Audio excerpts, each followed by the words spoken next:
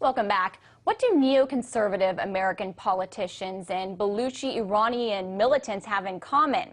Well, it might be more than you think, and here to tell us why is investigative journalist and RT contributor Wayne Madsen with new insight into the Rigi brothers. So Wayne, you've been bringing us these reports with new information on the Rigi brothers who were both captured by Iran.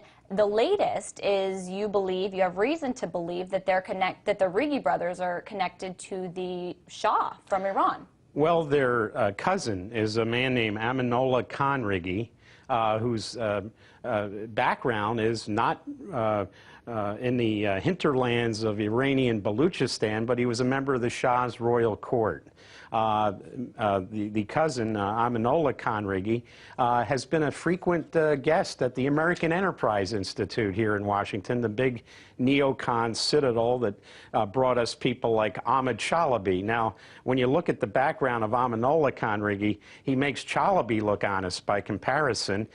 In 2000, the Rigi cousin, the elder Rigi, was involved in a scam where he was trying to pawn off as a mummy of a Persian princess, a daughter of Xerxes, the Persian king, trying to pawn that off as a real mummy, was involved in contacts with the Metropolitan Museum in New York. It turned out this was some poor, unfortunate young woman who was murdered in Pakistan, and it was found out to be a fraud. So we've got the same elements here with the attempt to go into Iran, as we saw with Iraq, with people like Chalabi, who brought us Curveball, the person who tried to tell us that Iraq had weapons of mass destruction. Aha. So do you see any kind of further implications here with this connection you've made?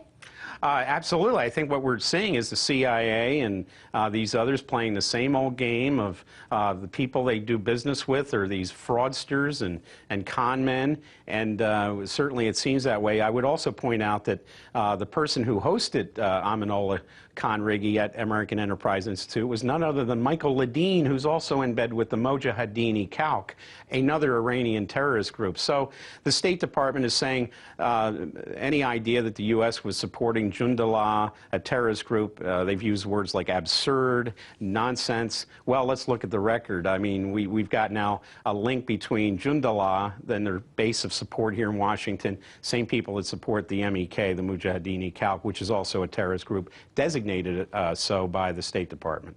Well, and you've also connected the Rigi brothers to some other VIPs, Richard Holbrooke, billionaire George Soros. Tell us how this connection all works. Well, this is this whole idea of basically delegitimizing the Iranian government, and we see basically the people who are supporting these NGOs that are active in Iran, and certainly there was a lot of proof that the NGOs, including those supported by Mr. Soros, were involved in the street demonstrations, getting the people riled up during the Green Revolution after the what we were told was a fraudulent election by Mahmoud Ahmadinejad.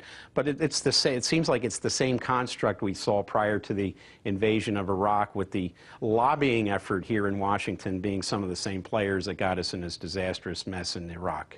And Wayne, you always mention these sources, these unnamed sources in South and East Asia. Who are your sources? Who are these people? Well, I don't name them because, like the famous investigative journalist Jack Anderson, his predecessor Drew Pearson, to name them would be to destroy their access to information. But these are people who have contact with intelligence services from China to India, to Pakistan and further afield, including some with the U.S. intelligence. All right, Wayne. Well, we'll keep hearing what those sources are telling you and what new information you bring us on these stories, and the latest always on the Rigi brothers.